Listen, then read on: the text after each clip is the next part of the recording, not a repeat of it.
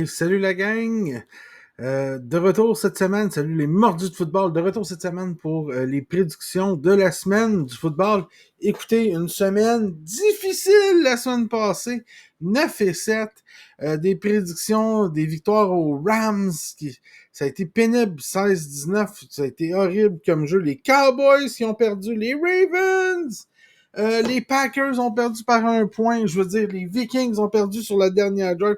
Mon Dieu, que des erreurs. J'ai eu quelques belles prédictions. J'ai dit que les Dolphins écraseraient. Je me pourrais voir par 50 points.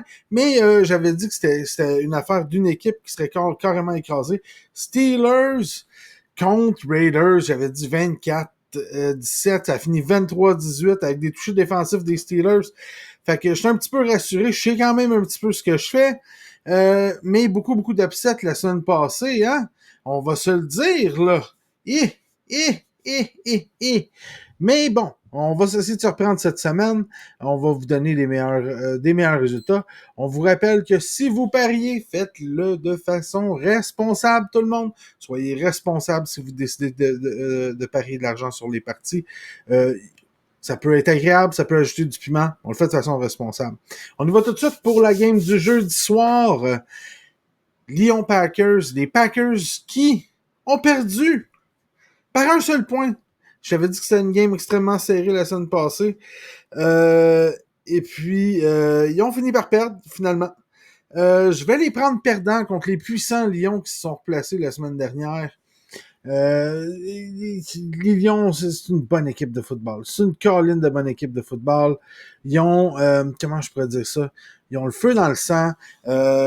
Motor City Dan, le surnom de leur coach, un gars qui, on se rappellera, avait dit que s'ils se font mettre à terre, ils vont se relever puis ils vont mordre et arracher le kneecap de l'adversaire quand il a été nommé entraîneur-chef, une de ses fameuses quotes. Et puis, une équipe qui a du caractère. Donc, je vais prendre les Lions. Dimanche, 1h, Falcons, Jaguars. Jaguars, mon Dieu, l'équipe la plus décevante depuis le début de l'année. On marque pas beaucoup de points, puis on s'en fait marquer pas mal. Les Falcons qui ont eu une dégelée, par contre, la semaine dernière, qui ont marqué, si je ne me trompe pas, seulement 6 points. Si je regarde, 6 points contre les Lions la semaine dernière.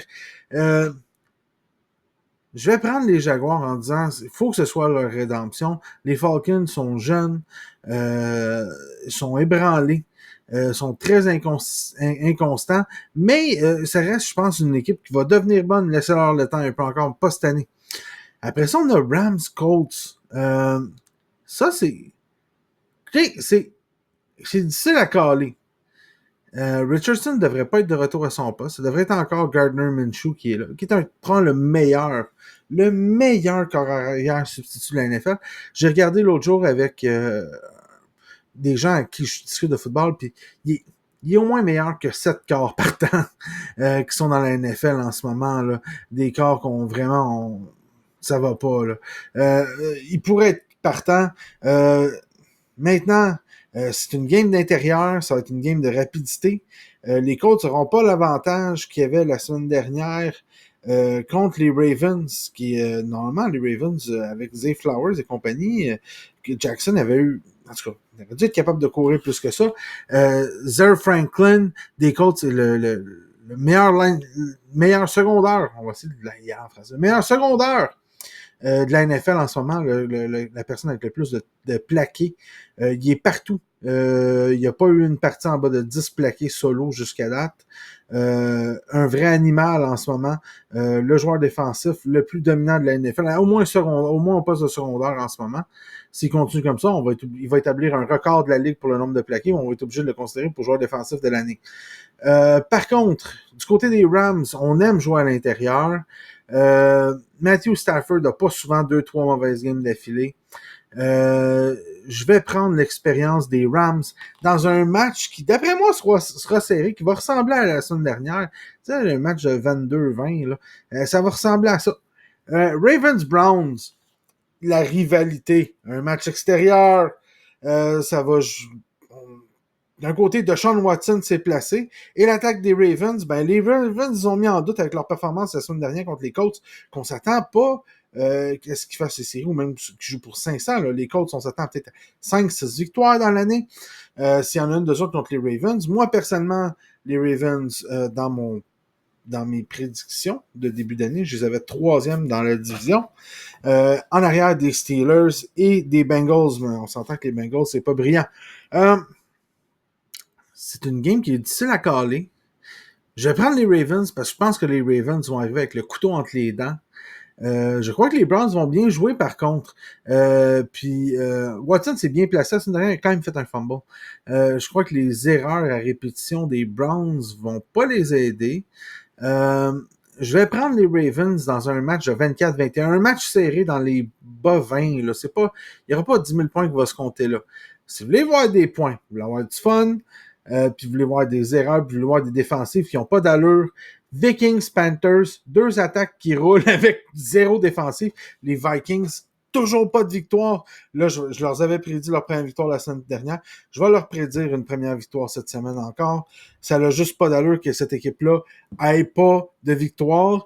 Je veux dire, Cousins il lance des TD. Là. Il en lance. Il finit plus de lancer des touchdowns.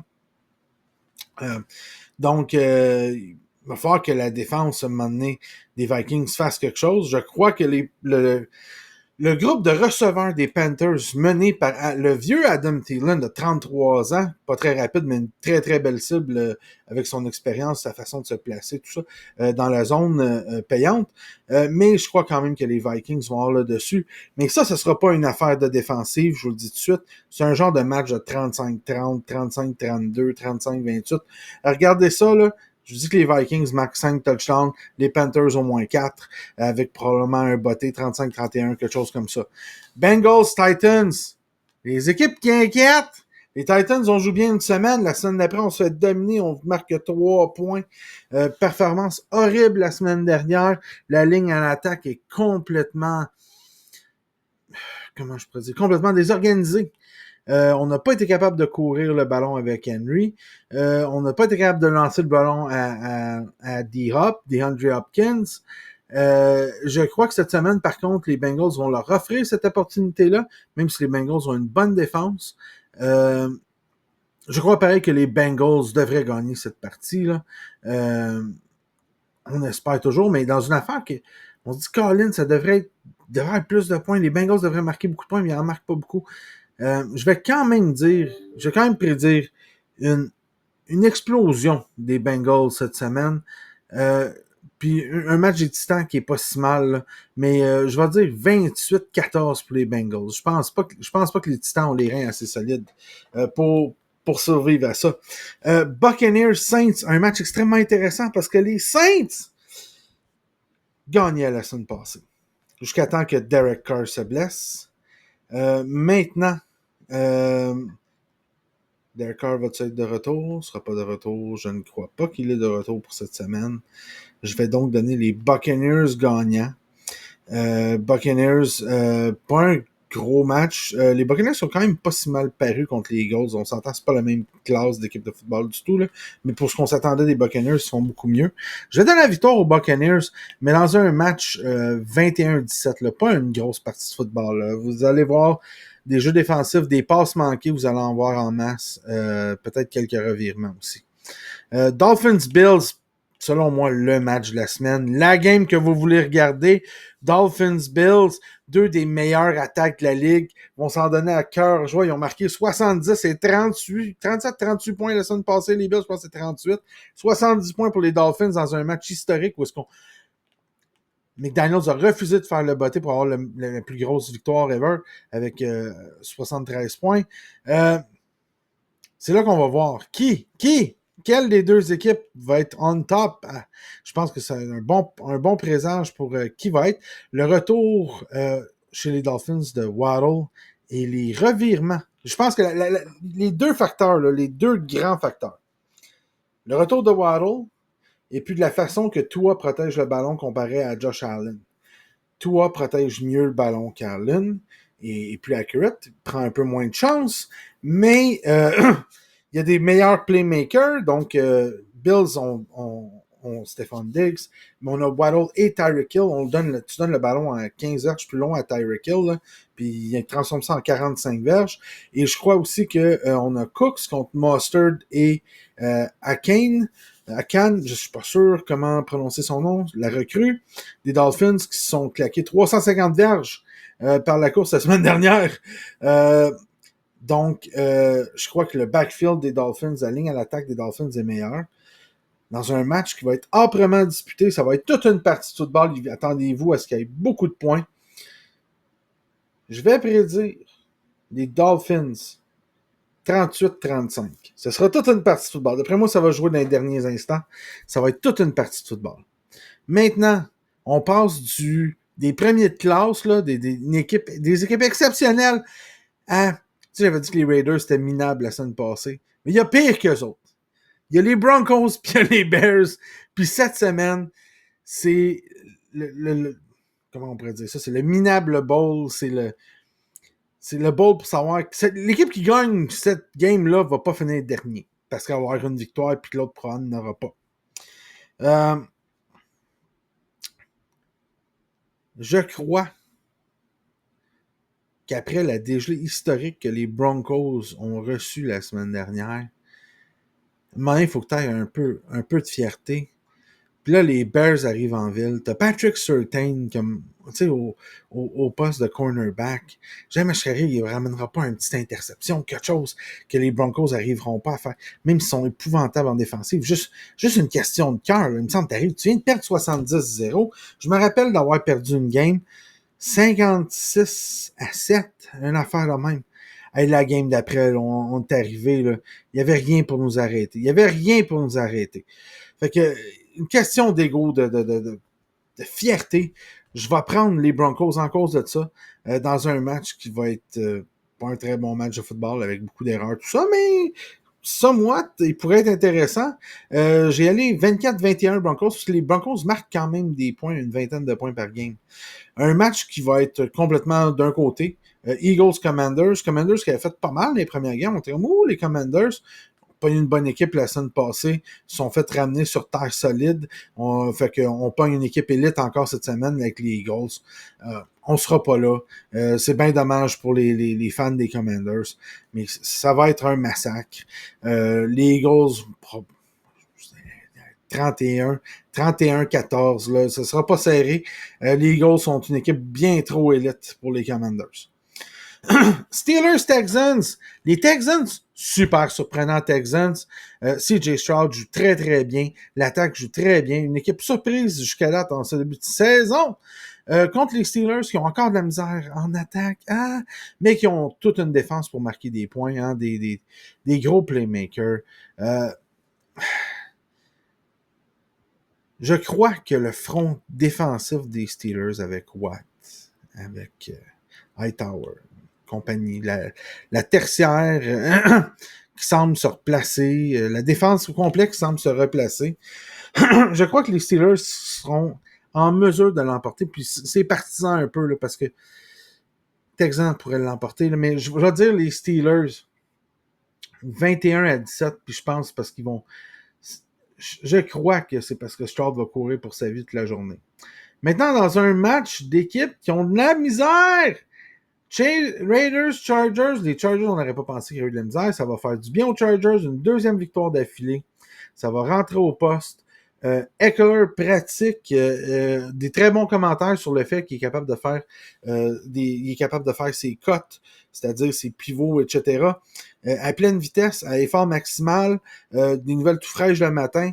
Donc, je vais prendre les Chargers dans ce qui, je crois, sera un festival offensif. Offensif pour les Chargers surtout. Je vais prendre les Chargers 32-20.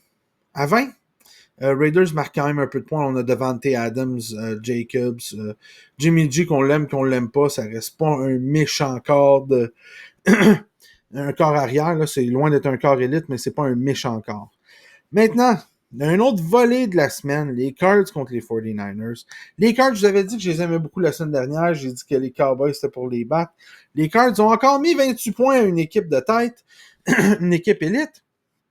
49ers, par contre, je vous l'ai dit, moi, ça forme la meilleure équipe Ils forment la meilleure équipe de la NFL. C'est des monstres. Ça n'a pas de bon sens, c'est des monstres. En défense, en attaque, la ligne à l'attaque, les corps arrière, running back, receveur, partout. Ayuk pourrait en revenir cette semaine en plus comme receveur pour les 49ers. Je crois que Dobbs va... et l'attaque au sol avec Connor, qui fonctionne très bien. Je pense qu'on a un bel esprit de corps. On va fournir un bel effort du côté des Cards. On va probablement être capable de marquer entre 14 et 21 points, fait 14, 17, 18, peu importe, vous voyez ça comme vous voulez, mais je pense que les 49ers, qui ont une attaque supérieure à celle des Cowboys et des Giants, vont être capables de leur mettre 28 à 32 points. Ça devrait être à peu près ça. Maintenant, Patriots-Cowboys. Patriots! Non. Les Cowboys vont arriver avec le couteau entre les dents. Les Patriots ont juste pas le talent à l'attaque pour ça. D'ailleurs, quand on regarde les statistiques un petit peu plus loin, on se rend compte que Jones a gagné en 3 ans de carrière 2 ou 3 games contre des équipes qui vont faire les séries éliminatoires. Ce sera pas différent aujourd'hui. Aujourd'hui, dimanche, les Cowboys vont gagner. D'après moi, par une bonne marge, on va arriver. On a assez honte d'avoir perdu contre les Cards la semaine dernière. On devrait gagner ça par une bonne marge. Je vais dire un 31... 31-14, je pense que les Cowboys vont rentrer dedans avec toute leur might. Chiefs-Jets, les Jets qui ont une bonne défense, mais qui n'ont pas d'attaque. Zach Wilson est absolument horrible. Ça va pas du tout. On va prendre les Chiefs facilement, on s'attardera pas là-dessus. Victoire facile des Chiefs dimanche soir. Et pour le fameux Monday Night, Seahawks-Giants, deux équipes qui laissent aller des points, mais qui en marquent beaucoup. Je crois tout simplement que les Seahawks sont un peu meilleurs défensivement, ont surtout des meilleurs receveurs avec Metcalf et Lockett qui se jette à terre cette année. Il a décidé qu'il se faisait pas plaquer, mais qui quand même produit ses chiffres. Je vais prendre les Seahawks dans un match qui, d'après moi, va être plus excitant qu'on le croit. Il y a une histoire de 28 à 25, quelque chose comme ça. Là. Mais ça va être un bon match, ça va être un match intéressant. Sur ce, je vous rappelle encore mes mordus de football. Si vous pariez, faites-le de façon responsable. Et puis, passez une excellente semaine. Amusez-vous. Il va y avoir des bons matchs cette semaine. À la semaine prochaine.